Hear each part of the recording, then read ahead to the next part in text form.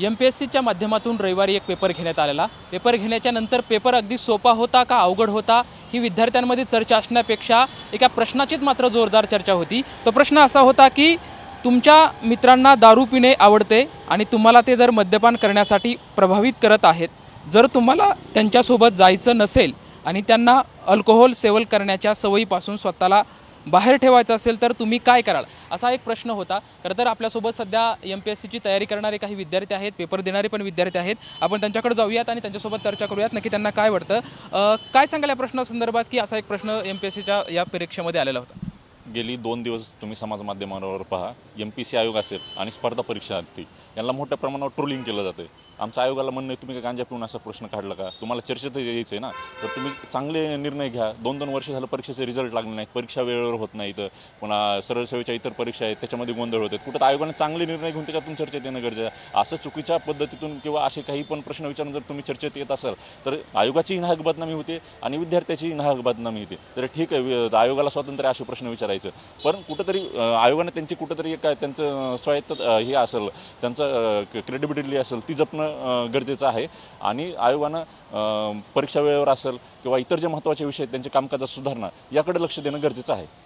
आणखी काही विद्यार्थी आहेत, आपण त्यांच्याकडून जाणून घेऊयात. मित्रा, पेपर दिलाय, पेपर तर अगदी सोपा होता, मग त्या संदर्भात काय काय आक्षेप आहे आपला? मुळात म्हणजे अशा पद्धतीचे जे प्रश्न काढणे, एकीकडं आपले ग्रामीण भागातून येणारे विद्यार्थी आहेत, प्रचंड कर्जबाजारी घरातून पैसे देऊन ते कसे तरी आलेले असतात, इथं त्यांचं भविष्य उज्ज्वल असतं. ह्या पेपर म्हणजे प्रशासकीय व्यवस्थेमध्ये त्यांचा येण्याचा एक भाग असतो.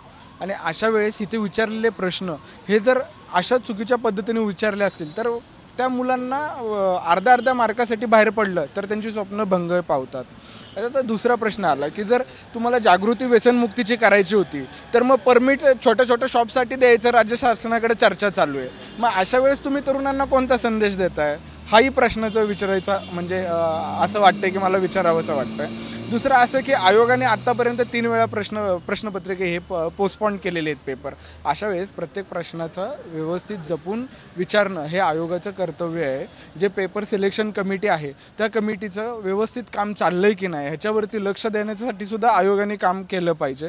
तर मला वाटतंय विद्यार्थ्यांच्या हिताचं निर्णय यांनी घ्यावे पाहिजेत. चर्चेसाठी उगाच कुठले तरी प्रश्न टाकून विद्यार्थ्यांच्या भविष्याशी खेळू नये. आधीच रोजगारांची निर्मिती कमी होते, त्याच्यामध्ये अशी चेष्टा करून विद्यार्थ्यांच्या आयुष्याचं वाटोळं का करताय, हा माझा प्रश्न आहे. त्यांना या प्रश्नातून कदाचित विद्यार्थ्यांची निर्णय क्षमता पाहिजे असेल, असं काय असेल का? जर निर्णय क्षमता पाहिजे असेल तर निर्णय प्रश्नासाठी जे ऑब्जेक्शन दिलेले आहेत तो ऑब्जेक्टिव्ह शेवटचा ऑब्जेक्ट तुम्ही बघा. त्याच्यामध्ये प्रश्न विचारला आहे की मित्राला सांगा की यकृताचा आजार आहे म्हणून आणि मी ते मद्य पिणार नाही. अहो, माझा मित्र 24 तास जर माझ्याबरोबर असेल तर त्याला माझ्या आजाराची कल्पना नसेल का? मग हा प्रश्न कसा तुम्ही ऑब्जेक्शन कसा दिलेला आहे, तर नक्कीच त्याच्यावरती विचार करणं गरजेचं. आणखी काही विद्यार्थी आहेत, आपण त्यांच्याकडून जाऊया. सर, काय सांगा? मला असं वाटतं की हा MPSCचा डिसिजन मेकिंगमधला प्रश्न आहे, ज्याच्यामध्ये सामाजिक मूल्ये, नैतिकता, व्यक्तिमत्व विकास आणि तुम्ही त्या वेळेत निर्णय घेणं अपेक्षित असतं. मला असं वाटतं की MPSCने जो प्रश्न विचारलेला त्याचा अँगल चुकीचा आहे. आज MPSCला वेगवेगळ्या प्रकारे ट्रोलिंग केलं जात आहे, पूर्ण महाराष्ट्रामध्ये देशात त्या प्रश्नाची चर्चा होते. मला सांगायचं MPSCला जर तुम्हाला चर्चेत यायचं आहे, मी तुम्हाला एक साधं उदाहरण सांगतो. अल्कोहोल आहे ना, तर त्याच्याच संदर्भातली एक परीक्षा आहे ड्रग इन्स्पेक्टर नावाची. 2021 साली ही जाहिरात आली. याच्यासाठी मी व माझ्या इतर सहकाऱ्यांनी ह्याचा अनुभव रद्द केला आणि आज ते सेवाप्रवेश अंतिम नियम का करत नाही, ते वैद्यकीय शिक्षण विभाग किंवा अन्न औषध विभाग का त्यासाठी विलंब करतोय? तर तुम्ही ते 3 वर्ष झालं माझ्या राज्यातली माझे भगिनी वाट बघतात, त्याच्या अनेक मुलांचे लग्नाची वय उलटून गेलेले आहेत. तर ही ड्रग इन्स्पेक्टरचं तुम्ही काढा ना पदं, का तुम्ही थांबवलेत? 118 पदं रिक्त आहेत, 109 जागा त्या भरणं अत्यावश्यक आहेत, पण बिंदू नामावली कंप्लीट नाही आहे.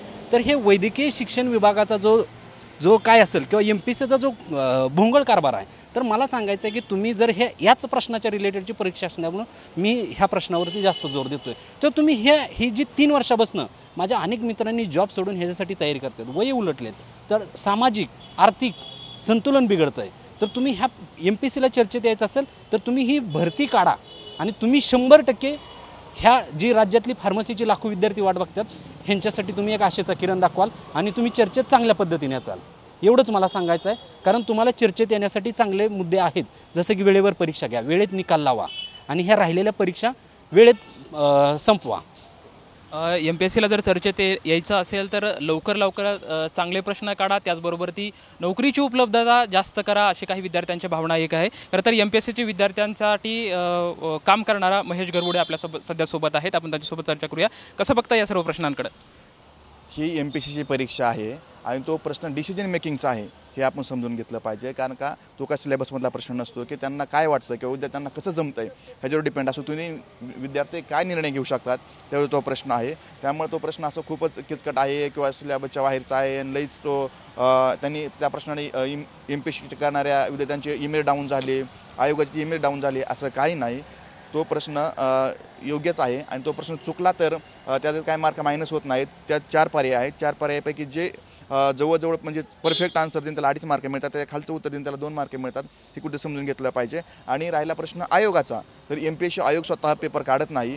त्यांची एक एक्सपर्ट टीम असते, ते पेपर काढत असते आणि आयोगाला माहितीही नसतो कुठला पेपर येणार आहे, काय होणार आहे. तर आपण आयोगाला दोष देण्यापेक्षा आपण आयोगाकडे एकदा विनंती करूया की काही प्रश्न काढणार आहात तुम्ही तर तुम्ही एक्सपर्ट टीमला सांगा की समाजामध्ये वाद होणार नाही, समाजामध्ये MPSCची प्रतिमा मिलन होणार नाही असे प्रश्न काढा, जेणेकरून पुढं वाद निर्माण होणार नाही. अशी कुठेतरी भूमिका आम्ही घेतली पाहिजे, आयोगाला कळवली पाहिजे. खरं तर प्रश्न अगदी सोपा होता, त्याच्यामुळे जर कुठलंही उत्तर दिलं तरी त्यातून गुण मिळणार होते. त्याच्यामुळे जास्त एवढी चर्चा काय प्रश्नाची चर्चा सोशल मीडियावरती टोल होत आहे. MPSCचा प्रश्न आहे, दारूविषयी विचारला आहे. एका बाजूला दारूविषयी आपण जनजागृती करतो, त्यामध्ये तो चर्चा झाला आहे. MPSC करणाऱ्या विद्यार्थ्यांनी प्रश्न दिला, उत्तर आलं, त्याला मार्क मिळाले. हा विषय तिथं बऱ्यापैकी एका बाजूला गेला. पण जर चर्चेचा प्रश्न इतकं बी चर्चा करायचं नाही की MPSCने लईच वाटोळ केली मुलांचं किंवा हे झालं आहे. एका बाजूने MPSC स्वायत्त आहे, MPSCला त्याचे अधिकारी आहेत. तुम्ही अधिकारी होणार आहे, कुठला प्रश्न सुद्धा तेव्हा तुमचं डिसिजन मेकिंग लगेच आलं पाहिजे. 2.5 मार्कला प्रश्न आहे, 2.5 पडतील, कोणाला 2 मार्क पडतील, चुकणार तर नाही, 1 मार्क पडेल. त्यामुळे हा मी MPSCचं समर्थन करतो. आणखी काही विद्यार्थी आहेत आपल्याकडून. पेपर दिला आहे, पेपर अगदी म्हणजे सोपा अवघड ह्या चर्चेपेक्षा सध्या ह्या प्रश्नाची जोरदार चर्चा सुरू आहे. सर, मला असं प्राथमिकपणे हा विषय वाटतो की MPSCला जो मेसेज द्यायचा होता तो राज्याला त्यांनी दिलेला आहे आणि हा मेसेज जर राज्यभर पसरला असेल तर खरंच ती अभिमानाची गोष्ट आहे की राज्यातील तरुणांनी ज्यावेळी व्यसनाला बळी पडतात त्यावेळी MPSCकडून जर असा मेसेज जात असेल तर तो लहान मुलापासून ज्येष्ठ व्यक्तीपर्यंत हा मेसेज गेला आहे, जेणेकरून हे चूक की बरोबर हे सगळ्याला माहिती आहे. तर प्रश्न विचारण्याचे का विचारला ह्याच्या पाठीमागचा उद्देश असा आहे की पोर्शे कारचा जो अपघात घडला त्यावेळी त्या ड्रायव्हरने आणि त्यांच्या शेजारच्या लोकांनी, ते दोघं मित्र होते, त्यांनी व्यसन केलं होतं आणि निरपराध निष्पाप लोकांचा बळी गेला होता आणि तो विषय राज्यभर नाही तर देशभर गाजला होता. त्याचमुळे हा प्रश्न MPSCने टाकला असावा असं मला वाटतं आणि हेच कारण असावं असं मला वाटतं. पण सोशल मीडियावर काही लोकांनी ट्रोल केला, काही लोकांना MPSCची बदनामी करण्यात का खूप रस आहे असं मला वाटतं.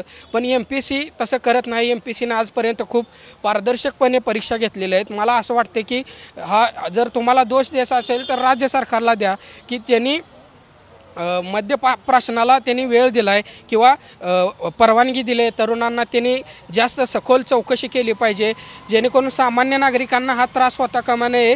यासाठी लोकांनी राज्य शासनाला याच्यावर दोष दिला पाहिजे असं मला वाटतं. खरं तर MPSCमध्ये विचारलेल्या या प्रश्नावरून एक संभ्रम अवस्था विद्यार्थ्यांमध्ये दिसत आहे. विद्यार्थ्यांमध्ये खरं तर 2 मतप्रवाह दिसत आहे. काही विद्यार्थी याचं समर्थनही करत आहे तर काही विद्यार्थी या प्रश्नांवरती आक्षेपही घेताना आपल्याला पाहायला मिळत आहे. कॅमेरामॅन आप्पासाहेब मोहोरकरसोबत लक्ष्मण जाधव, TVN मराठी, पुणे.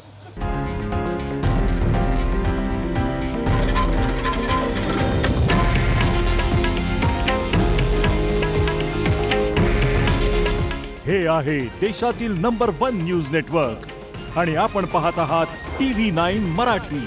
काळजी तुमची, हित महाराष्ट्राचं.